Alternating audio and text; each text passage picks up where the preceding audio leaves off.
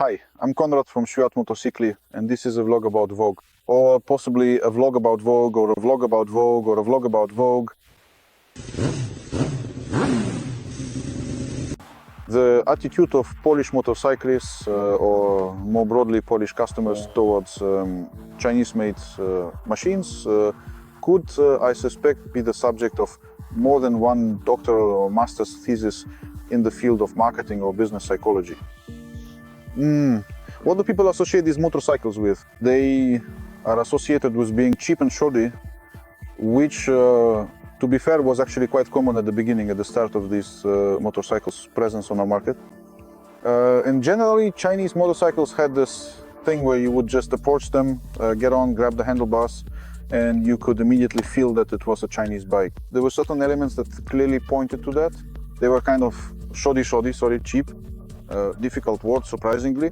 Cheap switch assemblies, things rattling loosely, displays that looked like it was still 1992, and new kids on the block were at the peak of their career.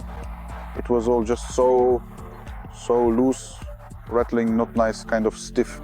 You know, you just get in and you can feel it's Chinese. And in recent years, that has changed a lot, a whole lot, because these Chinese factories have simply started catching up with the competition from Europe, Japan, and other, let's say, more well-known branded directions. And this remarkable motorcycle is yet another undeniable proof of that, which, in my considered opinion, is, I'll use the word here, a truly revolutionary game changer, because it looks exactly like any well-established mid-range Japanese bike could potentially look, for example. What is the Voge or Vogue brand exactly?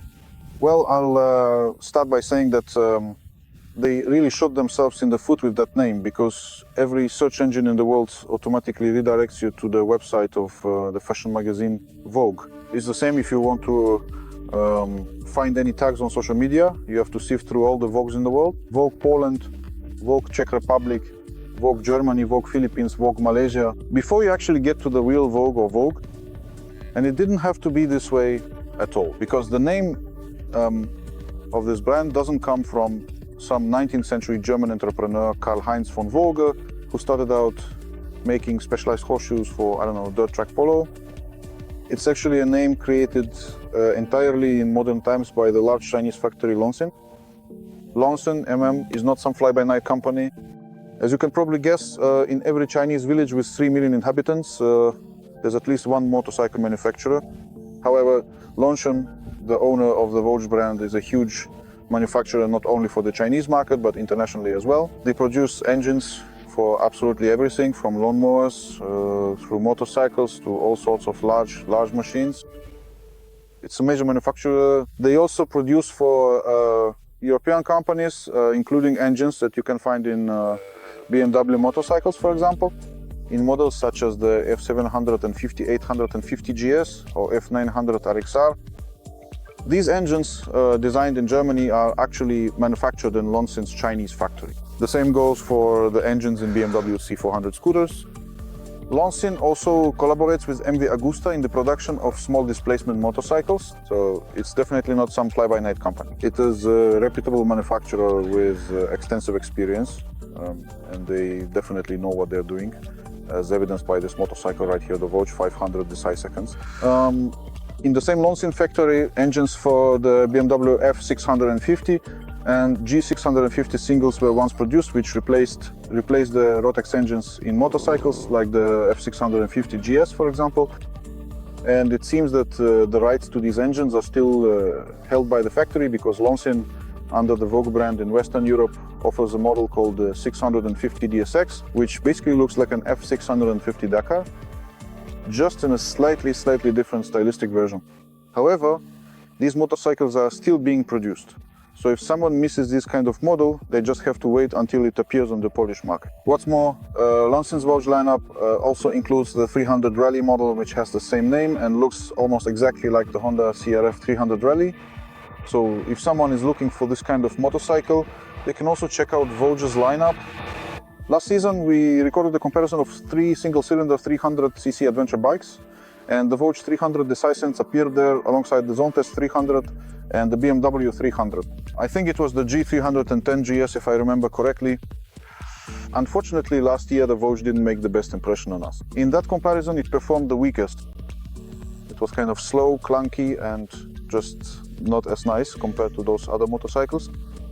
That's why when the 500 DS500 came out, I was very skeptical at first, but after just the first few meters on this machine, I knew that something had changed for the much better.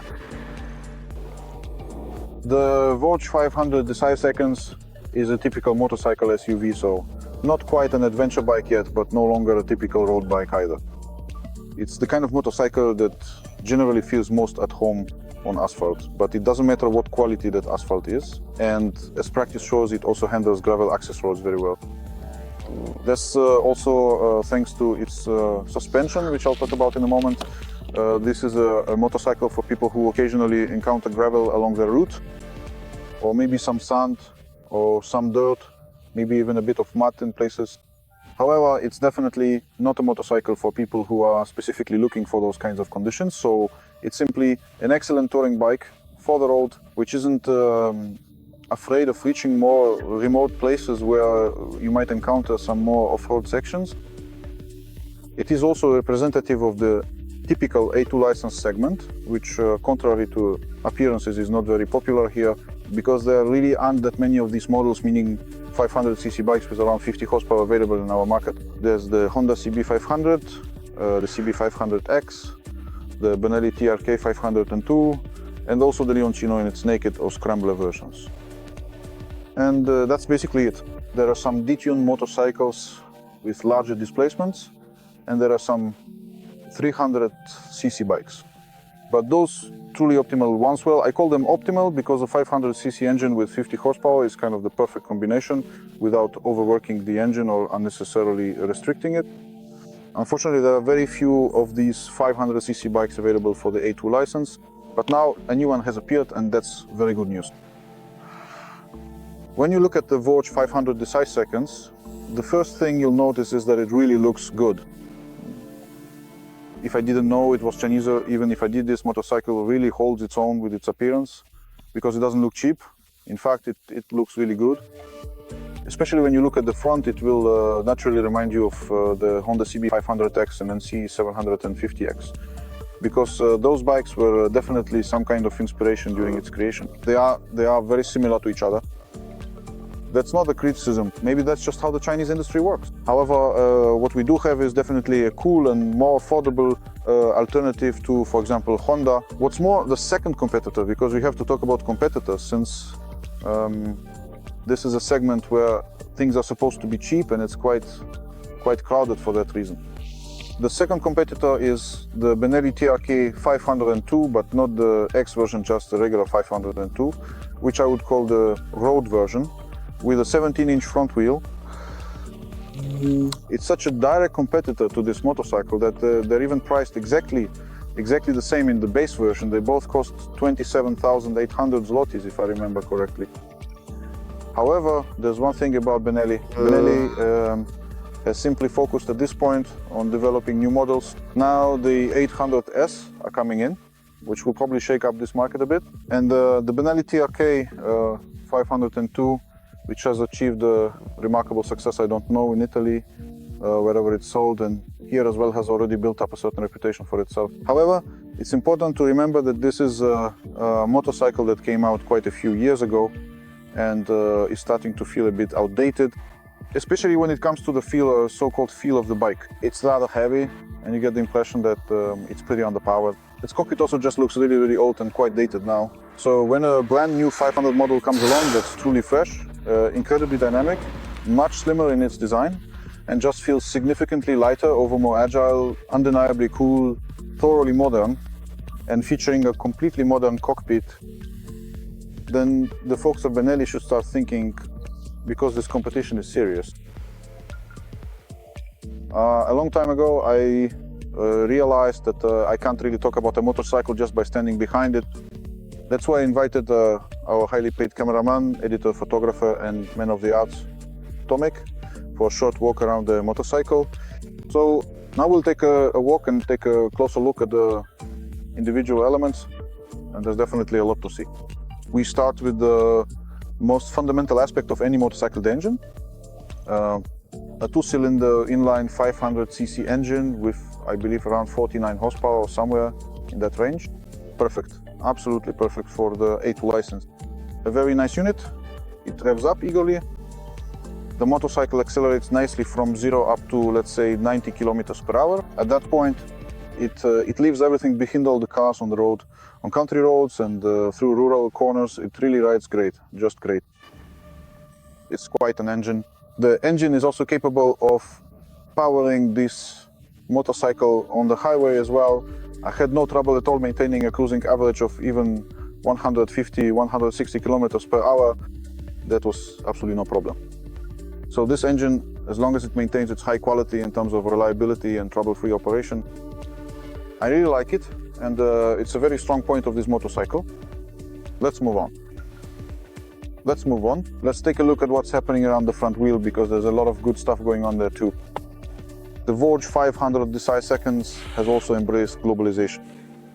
It uses parts that are commonly used by other manufacturers. For example, here we have Nissin brakes with dual front discs, which is also not very common in this class. We have a very interesting suspension here in inverted KYB fork, formerly known as Kayaba, a well-known company that, as far as I know, is 1/3 owned by Yamaha and whose suspensions are used by many manufacturers. This is a great thing because this suspension not only works very well on asphalt, on any kind of asphalt, even the most pothole bad, for example, it also doesn't give in on gravel roads when you ride over what's called a washboard surface. And in many Chinese motorcycles, even those with thick forks, supposedly very nice inverted ones, they don't work as they should. They're very stiff and just not good. On the other hand, this suspension, to put it colloquially, works really well and is a very strong part of this machine. I would say the same about the tires used here. Many manufacturers of cheaper motorcycles, perhaps wanting to lower the price a bit, decide to go with some kind of no-name tires. We often get the impression that they're made of plastic, and as soon as it rains a little, it's scary to ride such a motorcycle. Unfortunately, there are such machines on the Polish market, which I won't name or mention the brand, that are generally excellent and appreciated all over the world. But for example, they come with these kinds of tires, and that ruins the whole good impression. What more can I say? Here we have Pirelli Angel GT touring tires, probably some of the best in the world, and they simply provide excellent grip in all conditions and have an extremely positive impact on how this machine is perceived. So for these components, that's a very, very big plus. Let's take a look at the front section. That's what I would call it. Well, just a glance here is enough to see the influence of the aforementioned Honda CB 500X and NC 750 in the design, as it's a very, very similar concept. The front beak, fully LED lighting. Everything here seems to be LED, both the front and the rear turn signals. So in a way, we are fully in the 21st century. As standard, you'll get these neat crash bars, which will definitely offer some protection in the event of a parking tip over. However, I also have to admit that they do make the front look a bit heavy, but it's a trade-off. Oh, and here I already have my first complaint. Come over here, Tomasz. If we're talking about fashion faux pas that Vogue would surely be quick to point out, then let's point this out to Vogue. Someone decided to join the crash bar tubes right here in this very visible spot using a bolt and a big painted over weld. Well, it's the proverbial fly in the ointment in this barrel of Chinese honey, but you just have to live with it. The windshield. The windshield makes a very good impression, mainly because it's nicely shaped, effective, and made from thick material. You don't get the feeling that it's all just going to break, which really leaves a good impression. It has adjustable height. Unfortunately, you need to use the key for that, an Allen key here and here. You unscrew these two screws, loosen this, and then, so to speak, you can move it up and down. Right now I'm riding with it set at the highest position, and it really works. I'm 1.85 meters tall, and at highway speeds I don't feel any wind pressure at all. It's really comfortable to ride, so I probably wouldn't even swap the windshield for a taller one or add a deflector, because it's honestly really nice and effective. As you can clearly see, we also got a very convenient center stand fitted as standard equipment. And generally, since we're already talking about the center stand, which for me is a symbol of what's practical and useful in a motorcycle. This is a motorcycle that basically has everything it should have, everything that's truly useful, but it doesn't have any gimmicks, and I really like that. For example, it has a center stand, but it doesn't have any fancy bells and whistles that are only there to show off and drive up the price. Here we also have a very important element for many motorcyclists, the exhaust. The exhaust has a rather modern design. However, I'm glad that while meeting the requirements of the current standard, which is Euro 5, this exhaust doesn't look like an old Zermer vacuum cleaner, as sometimes happens, but it's quite compact with a nice modern shape, yet not overdone. And most importantly, this magnificent motorcycle truly sounds great. It actually sounds like a powerful, authentic motorcycle, not at all like some mundane household appliance. I will now try to demonstrate that impressive sound by starting it up.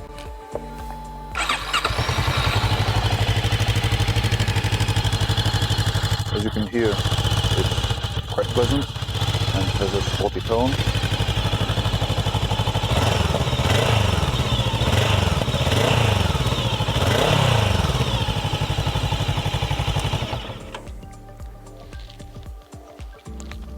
It's a 500cc, but it sounds like a 600, 700 or even 800cc. It simply sounds like a full-fledged big motorcycle, and that's great.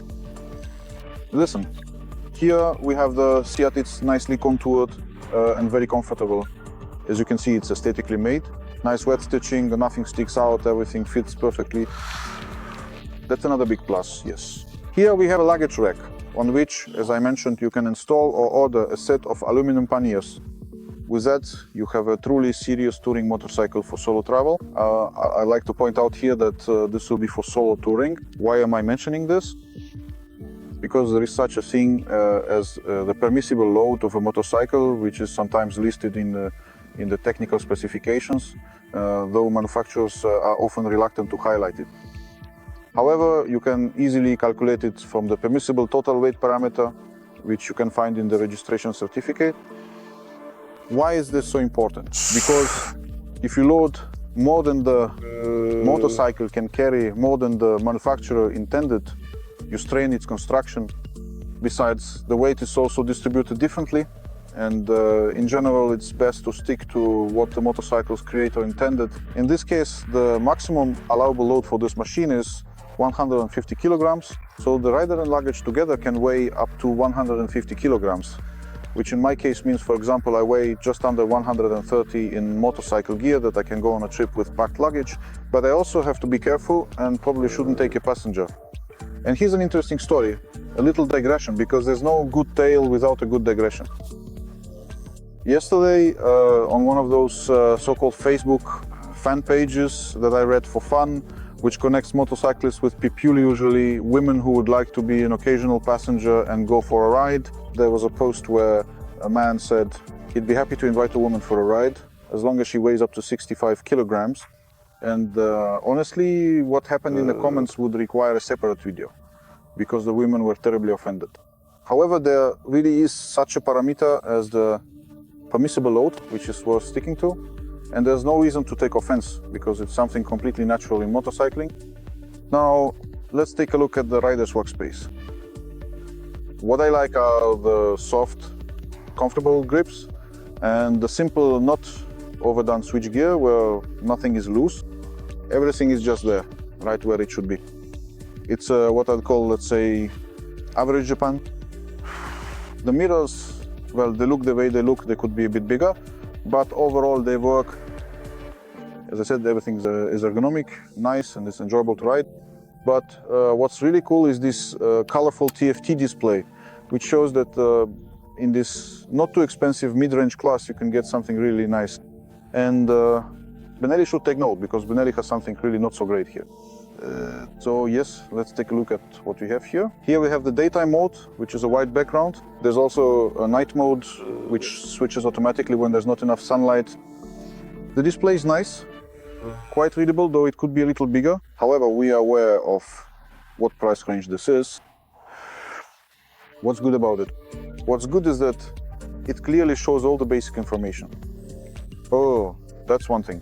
An attentive reader or viewer will notice, for example, that we have tire pressure sensors. And here the result is displayed, which is useful because you don't have to run around with an electronic gauge to check how much pressure you have.